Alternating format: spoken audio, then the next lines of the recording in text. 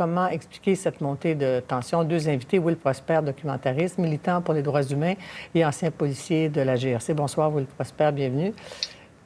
Bonsoir. David Morin, co-directeur de l'Observatoire sur la radicalisation et l'extrémisme violent et directeur de l'axe sécurité de l'Observatoire sur les politiques publiques de l'Université Sherbrooke. Bonsoir, David Morin. Mais d'abord, on va regarder quelques images qui sont explicites, qui sont dérangeantes. On va vous les montrer qu'une seule fois. Des images filmées lors de la manifestation où il y a eu 2 morts et où un suspect, un jeune homme de 17 ans, appartenant, semble-t-il, à des groupes ou adhérant à la thèse des suprémacistes blancs, était venu porter secours ou aider, devrais-je dire, les forces policières en place, avait répondu à l'appel de patriotes. On va regarder. Il y a eu beaucoup de coups de feu, mais il y a eu... En fait, les contre-manifestants, là, ces milices, se promènent dans les rues armés jusqu'aux dents. Et le tireur aurait fait une première victime atteinte à la tête.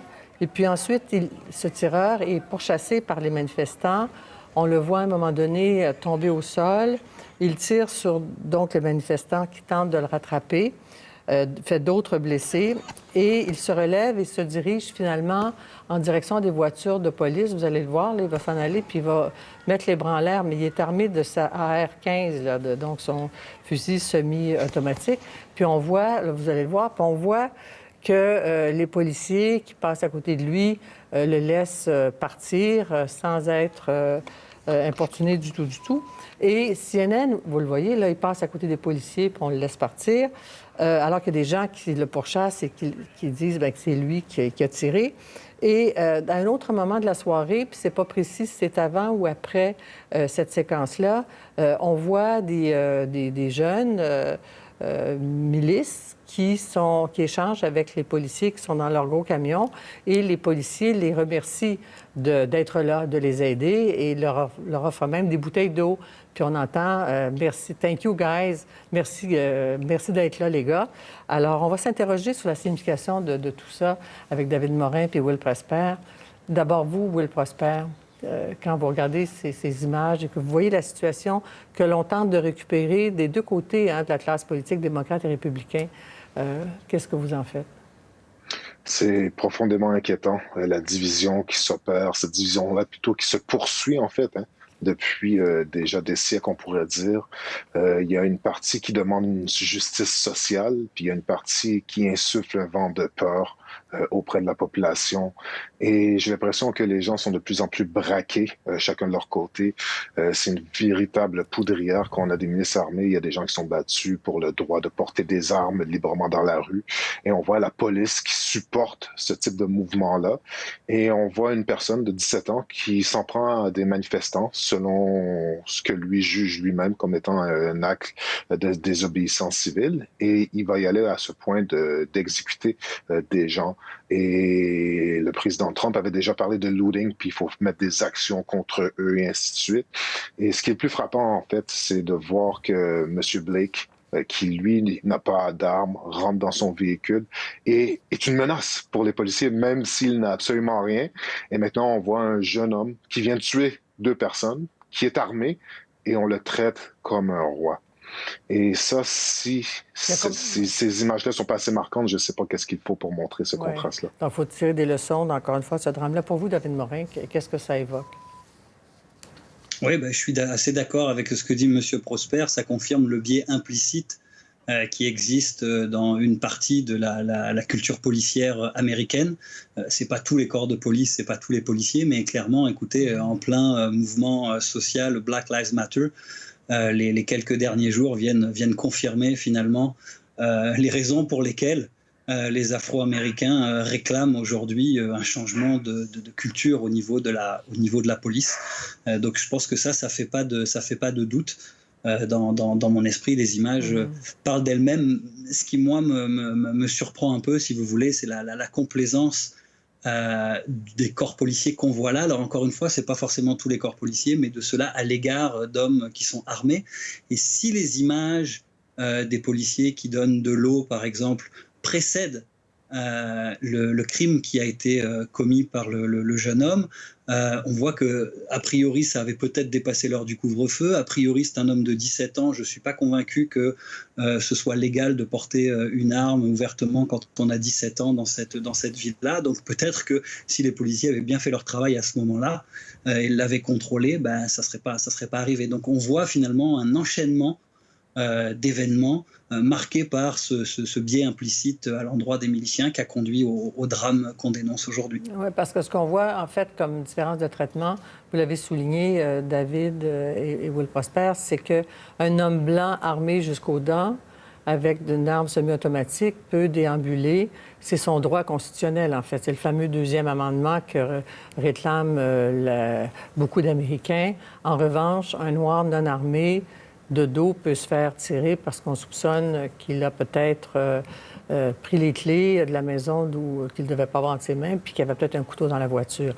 Will Prosper, comment on peut tirer les leçons de cette histoire-là?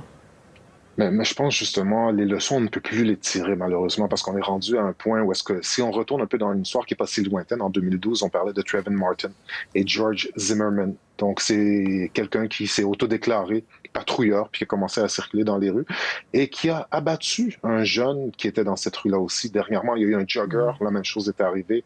On pense aux incidents à Charleston où est-ce que ce jeune-là est allé faire une fusillade dans une église de Noirs et la police a amené ce jeune-là avec un traitement royal pour aller chercher des burgers, et ainsi de suite.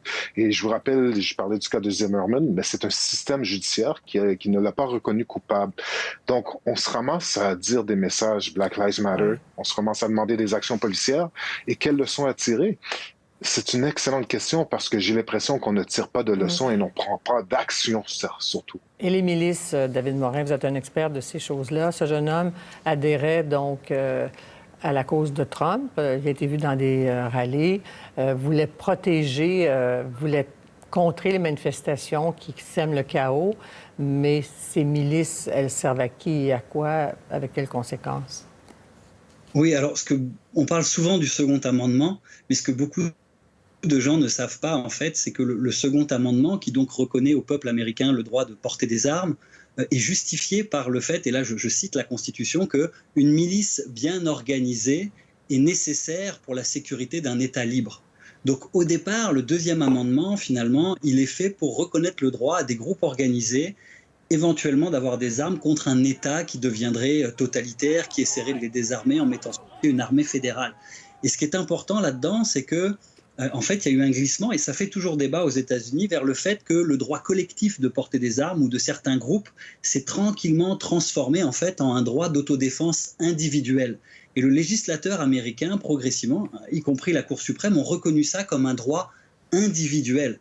Mais il y a encore beaucoup de gens aujourd'hui aux États-Unis qui contestent ça en disant non, la Constitution, la façon dont les pères fondateurs le voyaient, c'était vraiment un regroupement collectif. Alors les milices, ça a une longue histoire aux États-Unis. Il y en a eu beaucoup et un gros développement au début des années 90. On se souvient notamment de l'attaque de Waco. On se souvient aussi de Timothy McVeigh et l'attentat en 1995 à Oklahoma City, qui finalement était un peu l'apogée puisqu'on lui reconnaissait des liens avec des milices. Ça a baissé dans les années qui ont suivi jusqu'au milieu des années 2000 et l'élection d'Obama. Et en fait, l'élection d'Obama a vraiment contribué à relancer les groupes de milices aux États-Unis qui ont monté et augmenté encore dans les dernières années. Donc peut-être pour que les gens clarifient, il y a deux types de milices. Il y a ceux qui sont vraiment pour défendre les libertés, plutôt anti-gouvernementaux, donc qui sont très proches des libertés publiques, etc. Et puis il y a des milices qui sont plus un peu survivalistes, post-apocalyptiques et qui se préparent finalement au cas où il y aurait un désastre naturel, l'effondrement du monde, une guerre civile, etc. Et maintenant, à l'heure actuelle, on voit que l'extrême droite a récupéré certains mouvements, et notamment il y avait Atomwaffen Division, qui est carrément une organisation milicienne terroriste aux États-Unis, qui a commis des attaques et des attentats. Donc si vous voulez, aujourd'hui, on est face à une situation, et je rejoins en partie ce que disait M. Prosper, où la situation est devenue un peu incontrôlable, où il y a des grosses polarisations, et où des gens, en groupe ou individuellement, se sentent finalement le droit de prendre des armes pour aller dire nous-mêmes, on va finalement défendre l'État, mais avec des contradictions que souvent ils sont aussi contre l'État, et là ils ne savent pas trop comment se situer, parce que souvent ils appuient quand même Donald Trump. Et donc, ils sont dans une position inconfortable où normalement ils sont contre le gouvernement américain, mais là, à la tête du gouvernement américain, il y a quelqu'un qui soutienne. Et donc, on voit quand même le genre de drame auquel ça a conduit. On va se laisser là-dessus, David Morin, Will Prosper.